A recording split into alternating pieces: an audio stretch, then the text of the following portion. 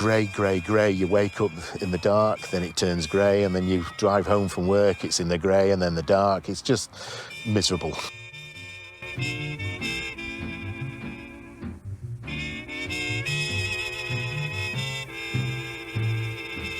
For more than a week now, what's called an anticyclonic gloom has meant some places in the UK have had virtually no sunshine.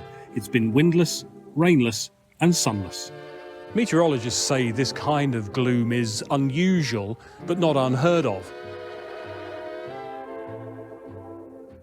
We would have had about a quarter of all of the month's sunshine. This year, we've had 5% of it. If there were a prize for the gloomiest place in Britain, it would go to Odium in Hampshire. It's recorded exactly 0 minutes of sunshine this month. Every day is so grey, and we can't wait for some sunshine. I have a bit of sad disease personally, so when it's like this, I feel tired and, you don't want to leap out of bed in the morning. Still putting your heating on at home. Yeah, it just gets colder every morning. This weekend, we actually talked about lighting our fire again.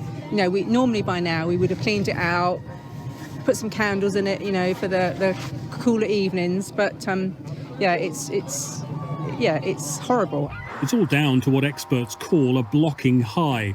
The one that's caused our gloom is also partly responsible for the recent extreme weather in Spain. We've currently got some moisture trapped very close to the Earth's surface at the moment across much of the south and east, and for much of the week it was across the whole of the country, and this basically can't rise any further due to high pressure sitting over the top of us. When we have air coming from the north, so it's got Arctic origins, that'll spill over the UK, and that's what's been giving us our cold temperatures.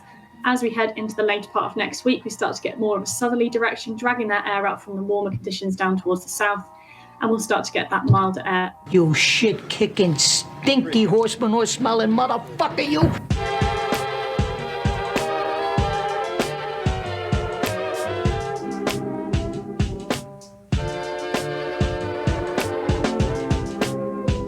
It's like a mist all the time.